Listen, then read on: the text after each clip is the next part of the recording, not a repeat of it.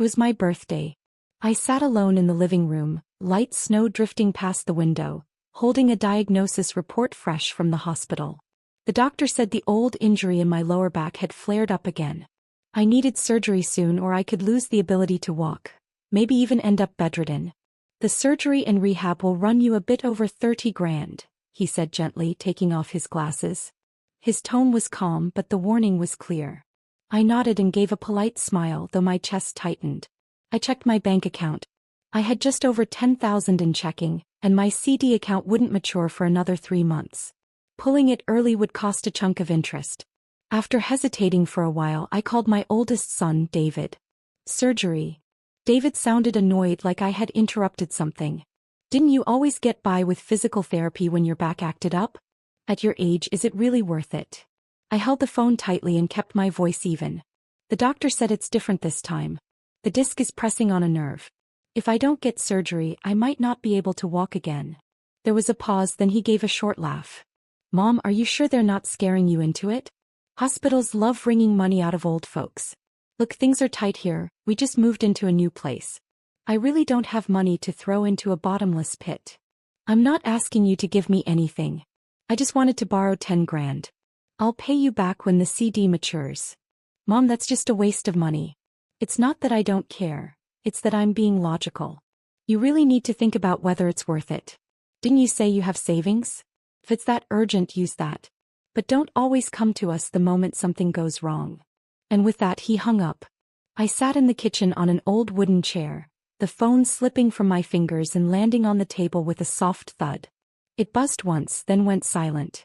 In that moment I felt like one of those rusty old lamps in the boiler room, still flickering but barely swaying in the draft, ready to go dark at any second. A few days later I stumbled upon a photo David and Melissa had posted online. They were standing on a beach in Hawaii, dressed in resort clothes, beaming under the sun. Melissa had captioned it, "Family unwind time. Every penny well spent." I stared at the screen for a few seconds, then slowly shut off my phone. I didn't yell. I didn't confront them. Instead I got up, walked into the bedroom and reached for a deep brown wooden box tucked high on the closet shelf. That box wasn't for jewelry or keepsakes.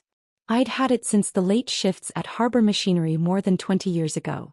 It held something else, something I had saved all these years as my own personal last resort. I sat down at the dining table, opened it and knew it was time to act. My name is Grace Whitman. I worked 38 years on the line at one of Pittsburgh's oldest machine plants. I retired just last year.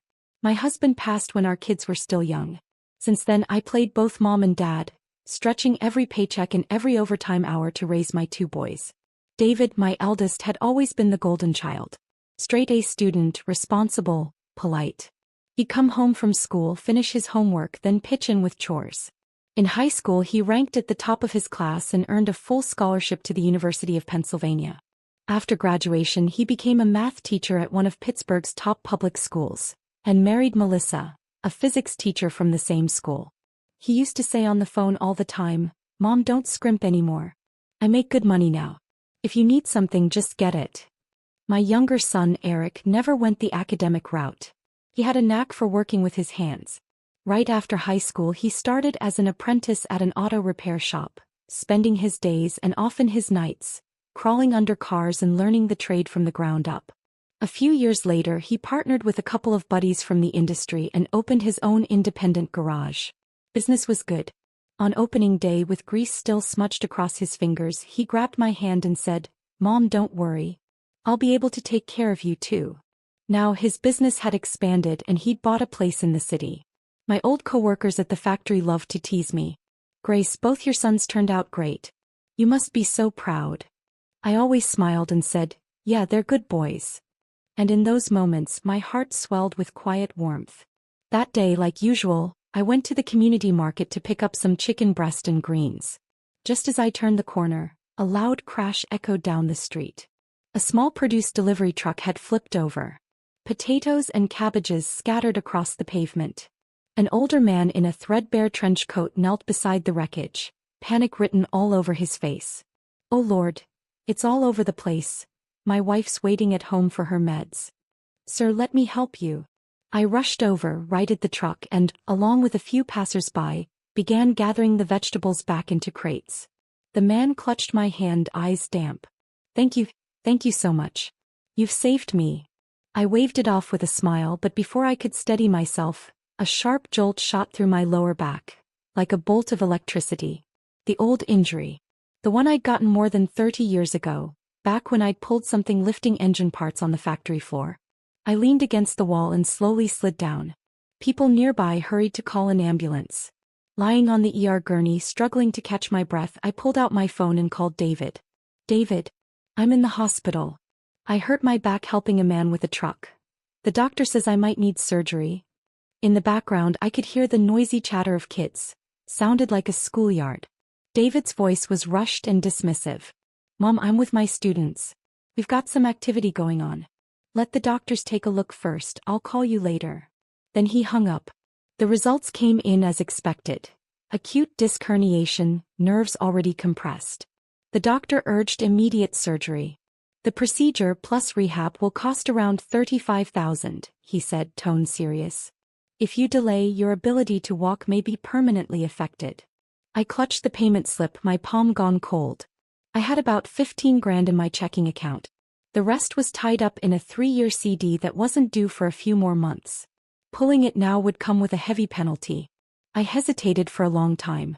Then reluctantly I called David again. This time it rang several times before he finally answered, sounding irritated. Mom, I'm prepping for class. Make it quick. I lowered my voice. David, the surgery's going to cost $30,000. I don't have enough. Can you loan me 10? I'll pay you back when my CD matures. He paused for a few seconds, then replied in a hushed tone. Mom, it's not that I don't want to help, but you know how tight things are right now. I've got classroom supplies to pay for, and the kids' summer camp is costing a fortune. I really don't have extra cash. Are you sure the hospital isn't scamming you? There are a lot of frauds out there these days. You need to be careful. David, why would I lie to you? This is straight from the doctor.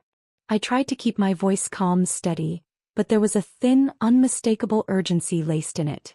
He didn't respond to that. Instead, he let out a vague sigh and said, maybe you should talk to Eric. He's running a business. His finances are probably more flexible than mine. I really can't help right now. I've got to go. The line went dead before I could say another word. I stared at the screen for a few seconds, watching the call-ended notification fade. Then I took a deep breath and tapped on Eric's number. It rang 3 times before he picked up. I could hear car horns and the bustle of the street in the background.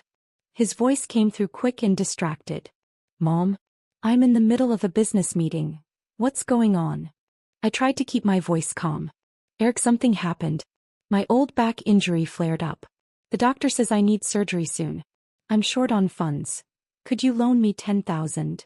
There was a pause, 2 seconds, maybe 3, before he responded. I can't, he said bluntly. Honestly, the shop's been struggling lately. Loans, rent, it's been suffocating. And didn't you get hurt helping someone out?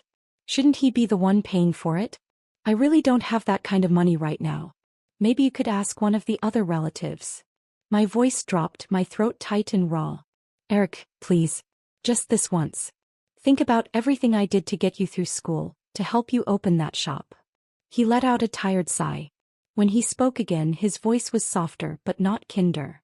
Mom, I've got my own problems. I've gotta go, we'll talk later, okay? The call ended. I kept the phone to my ear for several more seconds, motionless. Only when the busy tone returned did I gently lower it onto the blanket. In that moment, the world felt completely still. I leaned back against the hospital bed, and memories came rushing in, years of night shifts on the factory floor, the clatter of machinery echoing through my bones, the patched-up clothes I wore while cooking dinner for the boys, the freezing winter nights when I bundled them in quilts and ran to the ER with a fevered child in my arms. I thought I'd made it through the hard part of life. That at the very least in this last stretch, I wouldn't have to lie awake wondering how to pay for surgery. I was wrong. I wasn't one of those elderly living alone cases you see on the news. I had 2 sons. I had a home. I had a pension. I had what they call a family. And yet, in that sterile hospital room, I realized the hardest thing isn't being alone. It's having a family, and still feeling like a castaway on some remote island. That night I barely slept. Sometime after midnight, the woman in the next bed got up to use the bathroom. Her daughter helped her gently, whispering, "Take your time, Mom." They stepped out together and the room went quiet again. I lay there staring at the ceiling, eyes wide open. The next morning, to my surprise, David showed up. He brought a cup of coffee, wearing his jacket, looking tired. Not the kind of tired that comes from worry, but the kind that comes from obligation. "Mom, are you sure this hospital's legit?" His first words weren't, "How are you feeling?" or, "Are you in pain?" They were skepticism wrapped in concern. You know how the healthcare system is these days. They'll scare you half to death just to get you on the operating table. "Maybe I should take you somewhere else for a second opinion." I forced myself to sit up despite the pain shooting down my spine. "This is the hospital I've always gone to." The doctor explained everything clearly. "They're not scaring me. I need the surgery, and I need the money for it." David frowned. "Mom, don't get all emotional. Conservative treatment can work too. I had a coworker who got better just taking meds, didn't spend a cent on surgery." My heart sank. I could see right through him. This wasn't about concern. It was about money. About dodging the cost. I didn't yell. I didn't cry. I just asked one quiet question. "David, are you really going to let me end up in a bed, needing help just to get to the bathroom?" His tone turned stiff. "Mom, don't say that. I've got my own pressures. You can't only think about this from your perspective." He stayed for less than 20 minutes. Then said he had a staff meeting and left. As for Eric, he never showed up. Since that day, he's only sent a few short texts, things like, "How are you feeling today?" But nothing more. No visit. No call back. Just silence. I tried to explain my situation to them, told them about the surgery, the costs, how I was struggling, but their replies were always the same: "Busy right now," or "Just hang in there." Sometimes they didn't even bother to respond. Lying there in my hospital bed, I watched the woman in the next bed as her son peeled an apple for her. His hands moved with practiced ease, his voice soft and kind. The whole scene looked like something straight out of a commercial. Warm, gentle, full of love. And just like that, something sharp and small pierced my chest. I turned my head and pretended to close my eyes, but the sting reached the corners of them anyway. I wasn't jealous that she had a son. I was jealous that her son remembered who she was. That he remembered what she'd done for him. Not just when he needed a signature or a power of attorney, but as a mother. As a person. I thought of that winter when David had an asthma attack. I ran barefoot into the air with him in my arms, so rushed I'd put on 2 different shoes. I thought of the time Eric broke his arm and I borrowed money to take him to urgent care, then worked 3 overnight shifts in a row to make up the difference. I never thought of those moments as sacrifices. I just did what mothers do. But now, one tells me he doesn't have spare money, and the other asks if I'm sure I'm not getting scammed. Every day, lying there staring at the sterile white ceiling, I kept asking myself, "Grace, did you get it wrong? Was it a mistake to put all your hopes into your children?" Those news stories about elderly parents getting forced out of their homes, pressured to sign over property, left alone while sick. I used to think they were far-off tragedies. Now I think I might be next. So I picked up the phone and called Bill Simmons, my old coworker from Harbor Mechanics. We worked side by side for 20 years. "Grace? What's going on?" "I heard you're in the hospital," he said. I told him everything. There was a beat of silence and then he said, "Don't you worry about the money. I'll wire you 30 grand. You helped me so much back when my wife was sick." I never forgot. My throat caught. "Bill, you're living on retirement like me. I can't ask you to." "Shut it," he barked, just like he used to holler across the shop floor. "Send me your bank account number. Your health comes first." The next day the money landed in my account. I scheduled the surgery. Recovery passed quietly. David and Eric sent the occasional text, "How are you feeling today?" Never once did they ask how much the surgery cost or if I needed anything. Neither of them visited. But Bill dropped by every few days with fresh fruit. Said his wife had gotten into baking and insisted I try her latest creation. I started to see things clearly, who counted as family and who was just borrowing the label. 3 weeks after I was discharged, it was my 65th birthday. I wrote invitations.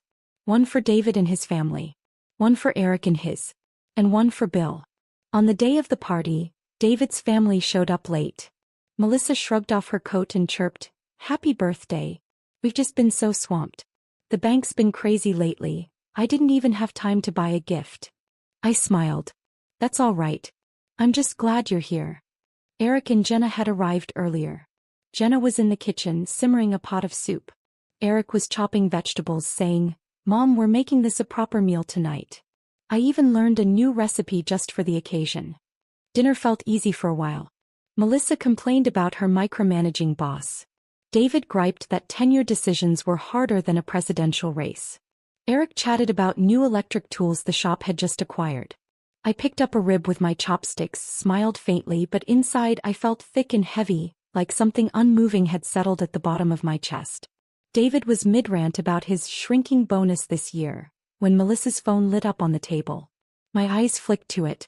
The screen still displayed her lock screen, her in a bathing suit holding their son standing on a sunlit beach. Palm trees, blue sky, ocean waves in the background.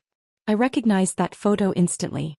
I'd seen it the day I got home from the hospital, scrolling through social media on the couch. The caption had read, "A well-deserved break in Hawaii." That trip? That was during the exact week I lay in a hospital bed, worrying about whether I'd even be able to afford to walk again. They said they had financial pressures, that there was no extra money. But somehow they managed a vacation in Hawaii. I didn't call them out. Instead, I quietly sipped my soup, letting them perform their little dinner table play, each line perfectly rehearsed, polite, proper, and entirely hollow. I rose from my chair and walked back to my bedroom. My steps were steady, unhurried, almost as if I wanted to give them time to stew in their unease, let the silence thicken like fog. A few minutes later I came back holding a wooden box. It wasn't large, but with each step I took it might as well have been ticking. A silent explosive in the air, ready to detonate. I sat down and placed it right in the center of the table. Jenna's eyes lit up with curiosity. "Grace, what's this?" Eric glanced up and chuckled. "Don't tell me that's the family heirloom?" Melissa put down her phone. David paused mid-sentence. I ran my hand lightly over the lid, my voice calm and deliberate. "This box. I've had it for 20 years. And today, on my birthday, I think it's time to open it." Jenna leaned in, clearly intrigued. "Is it something special?" David grinned. "What are you hiding in there, Mom? Don't tell me you've been secretly stashing away your pension money?" I placed my palm on the top of the box, my voice low but clear, like the beginning of a letter without a return address. "This box has been with me for 2 decades. And today I want to talk to you, not as your mother but as a person." I paused, looking around at the faces that were familiar, yet suddenly felt so far away. "All these years I raised you both alone. From your first words to your college graduations, to your weddings and new homes. I thought the love I gave you would be returned with respect. That you'd honor it, remember it." I looked between David and Eric, letting the silence hang for just a second longer. But it only took one surgery to show me just how wrong I was. David dropped his gaze. Melissa clutched a napkin, compulsively wiping a plate that was already spotless. Eric looked at me, guilt flickering behind his eyes. I turned to Bill, sitting quietly at the end of the table. Steady as ever, like he had been for 40 years on the factory floor. Never loud but never absent. Luckily, I wasn't entirely alone. I had a real friend. Someone who, when things got hard, didn't hesitate to help. Bill stepped up, gave me the money I needed for my surgery without a second thought. "And you too." I lifted my hand off the box and my voice dropped cold, sharp as a winter draft. "You taught me that blood doesn't always come with responsibility."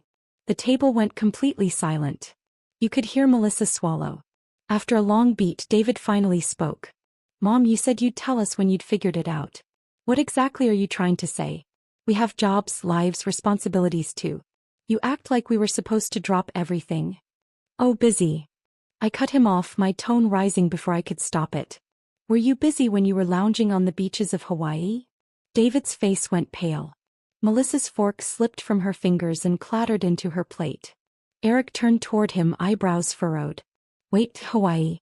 You told me you couldn't leave because school was packed and you were swamped with grading." David stiffened. "It was vacation. I took paid leave. And that trip was with our own money. Mom, you can't just weaponize the fact that we didn't lend you money." I pulled out my phone, swiped once and turned the screen toward them. The image was a screenshot from Bill's social media feed. Melissa standing on the beach in a swimsuit holding their son. Palm trees swayed behind her, blue sky overhead. You said you had no money. No time.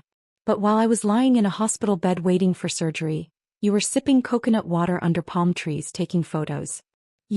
I locked eyes with David. You're a professor. You talk about ethics and responsibility in class every day. Tell me, how do you live with yourself in front of your students? Melissa's face flushed deep red. Grace, that's unfair. You're blowing this out of proportion. We were under a lot of stress too, the mortgage, the car loan. We didn't have anything left to give. I turned to Eric, my voice even lower than before. And what about you, Eric? You said cash flow was tight. But the week I got discharged, I stopped by your shop. I saw your ledger. 5-figure deposits, one after another, all recorded in black and white. Eric looked down, his ears burning red. His words came out strained, like they were clawing their way up from his throat. Mom, I didn't mean I didn't want to help. I was just scared. If I gave it to you and you couldn't pay it back, I'd be the one losing out. I let out a cold, sharp laugh. So to you, my worth as a mother comes down to whether or not I can repay a $10,000 loan? When you were kids, I skipped meals, worked double shifts, wore patched-up coats so you could have new school clothes. When you were sick, I sat by your beds for nights on end, holding your hand while you got IVs. Now I'm the one in the hospital and all I get are excuses, busy, no money. But somehow you found the time to vacation. And thousands of dollars to stay in oceanfront hotels. I gestured toward Bill, who was sitting quietly off to the side. He's not family. But he didn't hesitate to wire me the full cost of my surgery. He came to the hospital. He brought fruit. He showed up.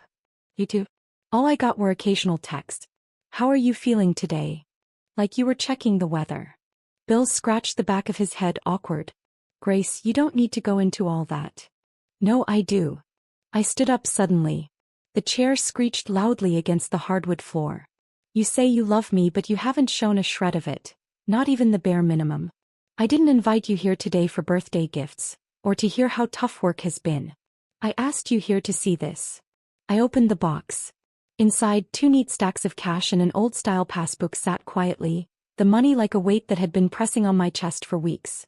Finally exposed, finally released. And beneath the cash, a sheet of slightly yellowed stationery. The handwriting was steady and clear. I, Grace Whitman, hereby declare the following distribution of my estate. Half shall be gifted to Mr. Bill Simmons in gratitude. The remaining half is reserved for my own care and living expenses. No other familial claims shall be recognized. Silence fell over the room. Melissa was the first to snap, voice shrill. Grace, are you seriously giving your house and savings to someone else? I looked at her with the calm of someone who had nothing left to fear. She was like an uninvited extra barging into the wrong scene. I'm repaying a debt. Bill helped me when I had nothing. No questions, no conditions, just help. And you showed me exactly how deep my loneliness goes. Eric shot to his feet, eyes rimmed red. Mom, I was wrong. That day you called, I had the money. I was just scared, okay? I was stupid. And when I wanted to make it right, I didn't know how. I couldn't face you. He fumbled through his wallet and pulled out a check. Here, 10,000. Please, take it. I shook my head and gently pushed the check back toward him, a sad smile tugging at my lips. Now you want to fix it? You think this is about money? My voice wasn't loud, but it hit them like a hammer. Clean, direct, inescapable. All my life I saved and scraped so you could have more. I gave you my time, my energy, my health. I stayed late on the line, skipped doctor visits, hoarded every penny, just to build something for you. But when I needed help, you said you were busy, that you didn't have money. You thought I was being conned. You couldn't even give me your trust. David's face turned crimson.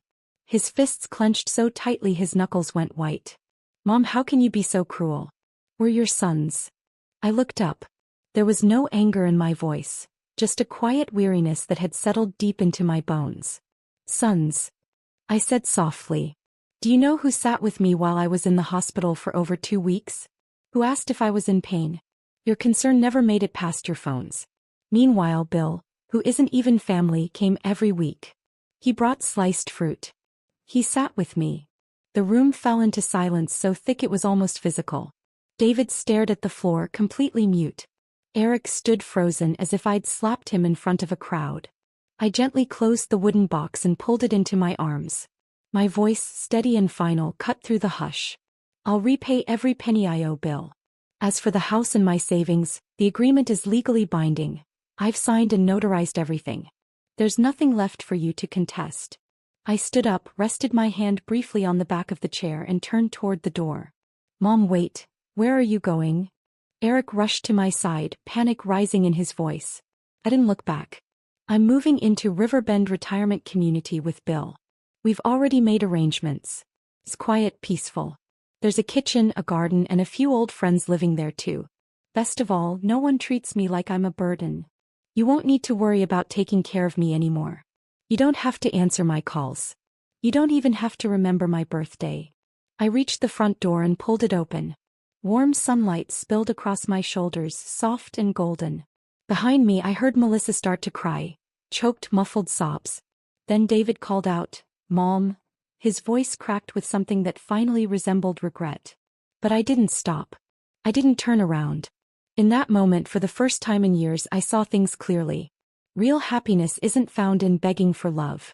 It's in knowing that when you fall, someone will reach out, not because they're obligated but because they care. Real family isn't about blood. It's about empathy. That wooden box hadn't just held money and paper. It held the last opportunity one was ever going to give my sons. And that opportunity had passed. I stepped out into the hallway, the wooden floor creaking beneath me. Every step I took felt like I was walking away from a version of myself. One who had spent her whole life believing that raising children guaranteed a safety net in old age. Maybe one day when they have children of their own, they'll understand. They'll understand that when someone grows old, they don't want expensive gifts or empty birthday greetings. They want someone who will walk into the operating room with them without needing to be asked. That moment, they missed it. The day I moved into the retirement home, the weather was perfect. The sun stretched lazily across the garden benches and maple trees, casting everything in a soft, golden calm. Riverbend was peaceful. A small community where every resident was over 60. There were no collection calls, no whispers about being a burden. No one asked when I was going to move back home. I loved the slow rhythm, afternoon tea at 3, the reading nook next to the sunroom, and the way the light fell through the library windows. Most of all, I loved that no one here asked, "Where are your children?" Because everyone here already knew.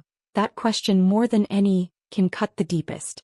On my third day, Bill and I sat together in the garden. He was the same as ever, gruff voice, laugh like shingles falling off a rooftop. "You settling in?" he asked, plopping down beside me with a cup of tea. "It's nice here," I said, watching a group of women sunbathe on the lawn. "People read, play violin, plant flowers. No one tells you you're too old to be on your own." I didn't say what I was thinking, but Bill knew anyway. He handed me my cup and asked, "Either of your boys called yet?" I smiled faintly. Sort of. A few weeks later, a letter arrived from David's lawyer. It was laced with sincere concern and thoughtful suggestions, asking me to reconsider my estate decisions and proposing we create a space for family discussion. I sipped my tea as I slipped the letter back into an envelope. Inside, I included a single sticky note. "Thank you for your concern. The agreement has been legally notarized. Any further issues, please contact my attorney." 3 days later, Eric called. "Mom." His voice was thinner than I remembered, hollow around the edges. "I know I messed up. I was wondering if we could go back to how things used to be." I didn't say a word. Just placed the phone on the table and let it ring itself into silence. A few minutes later, a text arrived. "Mom, I just wanted a slice of your apple pie." I stared at those words for a while. My mind drifted, steam curling from the stovetop, cinnamon in the air, his teenage voice asking if the crust was ready yet. But all I wrote back was, "I'm doing very well here. You don't need to worry about me." Life at the retirement community turned out to be more fulfilling than I could have imagined. We had gardening classes, a small theater troupe, knitting workshops, and movie nights every weekend. Bill, ever the instigator, nominated me for activities coordinator on the resident council. I tried to turn it down. Somehow I won by a landslide. At my first tea social, a woman in her 90s stood up slowly with her cane and said, "Thank you, Ms. Grace. You reminded us that getting older doesn't mean losing our choices." I sat in the corner, her words washing over me like sunlight melting frost. I used to say, I don't want to trouble my kids. Now I say, I don't owe anyone anything. 2 weeks passed and then I found another envelope from David in the mail. This one wasn't typed by a lawyer. It was handwritten, tentative. A peace offering. He wrote, Mom, I'd like to bring Ben to visit you. He's been asking about you. Ben, my only grandchild. A quiet, bright boy who had once clung to me more than his parents. I stared at that sentence for a long time. Then I texted David back. Ben is welcome. But please don't come with him. He replied almost immediately, Why? I wrote, Because he doesn't owe me anything. But you missed your chance to repay what you did owe. That evening I was brewing tea in the sunroom when Bill dragged over 2 chairs. We sat down shoulder to shoulder watching the last of the sun skim the glass. After I told him about the letter he gave a small nod. So, you finally see it? I nodded back. I do. They're not coming to make amends. They're trying to collect a feeling. They want to stop feeling guilty. What are you going to do? I turned the cup slowly in my hands. I'm not angry. And I'm not forgiving them either. I'm just done playing the part. What part? The always available mom. The mom who forgives no matter what. The mom who waits by the door forever saying, You can always come home. David never replied to that last text. And I didn't look back. But Ben came. He wore a khaki baseball cap and a backpack covered in planets. As soon as he walked in, he grinned at me and asked, Grandma, do you have any ice cream? I laughed, ruffled his hair. Of course. Chocolate. That afternoon we did puzzles, drew pictures and sat on a bench by the garden telling stories. I told him about catching fireflies in the cornfields with my grandmother. He listened with wide eyes, never once asking to leave, even when the sun started dipping behind the trees. I told him to take his drawing home with him. He looked up and asked, Can I come back and visit you again? I smiled. You can come anytime you want. A few weeks after Ben's visit, word started to trickle in about David. His contract at the school had been terminated. He was once in line to become assistant principal, but after a heated argument with a group of parents and a nosedive in his reputation, everything unraveled. Some said he fudged parts of his research record. Others said he was simply arrogant, made too many enemies. Whatever the reason, he was no longer the rising star on the tenure track. Melissa didn't fare much better. Her department at the bank went through layoffs and she was listed in the second round.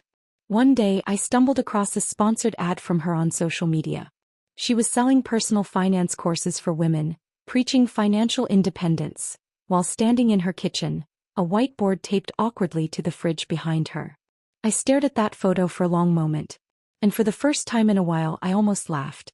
As for Eric, I'd known for a while his auto shop had gone under. He tried pivoting to RV rentals, but with a poor credit score he couldn't secure a loan. Eventually he ended up working for a national repair chain, bounced to a new city and changed his number. What didn't change was his habit. Disappearing when things got hard, resurfacing only when there was something to gain. Each of them, in their own way, tried to reach for me again once life started to fold in on them. I remember it clearly. One night past 10 o'clock I got a call from David. Mom. His voice was brittle. I know it's late but things are rough over here. He paused. Then came the pitch. Could you loan me $2,000? Just to hold us over a bit. For Ben. I listened to him finish and then I asked, Is it really for Ben? Or are you just borrowing his name to soften your own fall? He didn't answer. You know, I said calmly, I have the $2,000. That's not the problem. But I'm done spending money to help you dodge the consequences of your choices. And then I hung up. That winter, I organized a Christmas fundraiser across the community to raise money for seniors with medical needs. Bill helped set up the tents. The ladies from the sunroom baked over 50 apple pies. Others donated handmade cards, bars of soap and knitted scarves. We filled an entire row of tables. The director even invited a local paper to cover it. In their write-up, someone described me as a pine tree in winter, steady even in the wind. I didn't think I deserved that. I wasn't trying to be strong. I was just, finally at peace. That evening I sat out on the balcony under a crisp night sky. Stars stretched wide above me. Bill handed me a mug of hot apple cider with a dash of cinnamon. He asked, Do you still miss them? I thought about it. I miss who I thought they were. He didn't say a word. Just raised his mug gently and tapped it against mine. To the woman who finally let go of the fantasy, he said. I clinked his glass softly. Cheers. In the second half of life, I finally stopped waiting for someone to come back. Because I wasn't standing there anymore. I'm David. I stood at the gate of the retirement community, the letter still in my hand, returned, unopened, not a crease on the envelope. Even the word Mom, written in my own handwriting on the front, hadn't been touched. It was the third one I'd sent. She hadn't replied to a single one. I told myself I'd made peace with the world no longer revolving around me. But when I held that letter, still sealed, in the same state I'd sent it, it felt like something inside me split just slightly open. She really wasn't coming back. I thought of her birthday, that day we all sat at the table. She held that wooden box like it weighed more than just paper and cash. Her face, composed but unfamiliar, looked nothing like the woman I thought I knew.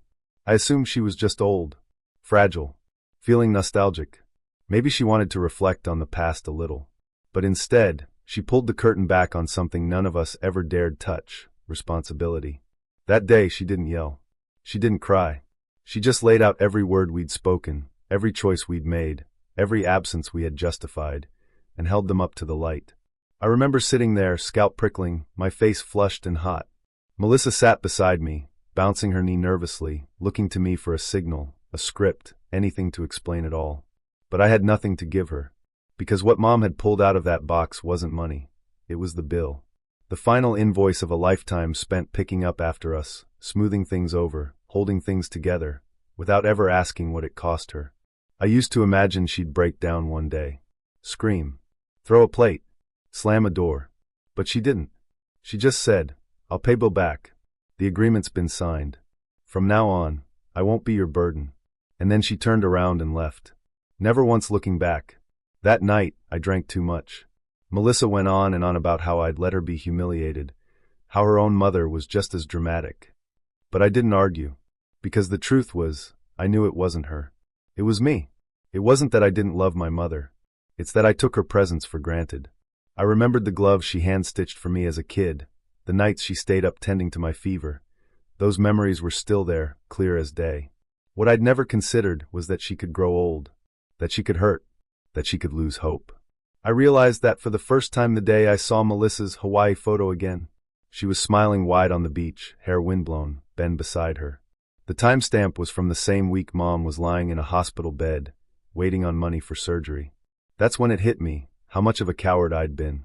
I remembered the second call she made, the faint hope in her voice. How she was trying not to sound desperate, how carefully she chose her words. And what did I say? I said, Are you sure you're not being scammed? Then I hung up and booked plane tickets to Hawaii. I told myself it was overdue vacation time. That Ben needed the ocean. That Melissa and I needed the space. But on that beach, with my camera aimed at Ben splashing in the waves, I got a text from Eric. She's had the surgery. Bill paid for it. I froze. That night, I stood on the hotel balcony and smoked a cigarette. First one in 10 years. Not because I was anxious, but because I was ashamed. Real shame doesn't come from being misunderstood. It comes from being seen clearly, and knowing you failed the test. I went to the retirement community once, not long after, just to catch a glimpse. From the edge of the lawn, I saw her with a few other women planting roses. She moved slowly, carefully, sun hat tilted over her brow. Her face looked peaceful, steady. Bill stood nearby with a watering can, the two of them moving in quiet rhythm like a team long established. I didn't go closer, but I know she saw me. She didn't wave, didn't turn her head. She just slipped off her gloves and went on digging. And in that moment, I understood. She wasn't angry anymore. She just didn't need me anymore. Since then, life's been pretty rough. The school brought in new leadership. The new department head had no patience for what he called my old school standards. My promotion fell through. My evaluation file got bounced back 3 times. After the layoffs at the bank, Melissa fell into a slump even worse than mine. She tried offering online finance classes, but barely anyone signed up. Eventually, we had to pull Ben out of piano lessons. And honestly, I couldn't blame anyone. It was just me, living in the aftershock of all the choices I'd made or hadn't made. And then, I started dreaming of Mom. In my sleep, I was small again, sick and scared, clinging to her back as she rushed us through the cold night to the emergency room. One hand holding me, the other gripping a pair of shoes. Her voice, steady and soft. "Don't be afraid, baby. Mama's here." I'd wake up with a soaked pillow and a weight in my chest I couldn't shake. So I wrote her a letter. The first one she didn't open. The second one I made longer. I wrote down everything. The first time I dodged her call with "I'm busy." The time I passed the buck with "That's not my decision." Every moment I'd chosen the easier path instead of the right one. She didn't open that one either. The third letter, I folded it into a copy of my favorite educational psychology book, the one she'd bought me in college, and mailed it. That time, she replied. Not with a letter. With one line. "David, it's not that you didn't have chances. It's that every time, you chose the wrong road." I cried. Cried like a child who finally saw the mess he'd made and couldn't hide behind grown-up excuses anymore. Now, I teach at a non-profit counseling center. Not a fancy job. The pay's nothing special. But for the first time in years, I feel solid. Grounded. Every Friday, I give a public seminar to a group of high schoolers on family, accountability, and what it means to show up. And I tell them, love isn't just a feeling. It's a responsibility. It only matters if you show up in time. I don't know if I'll ever be able to make it all up to her. But I do know this. If Mom is sitting in that garden, with her hands in the soil and the sun on her face, maybe, just maybe, she'd feel a little peace knowing I've finally stopped running. And for the first time, I can quietly say, Mom, I'm not asking for forgiveness. I just want you to know, I really did learn.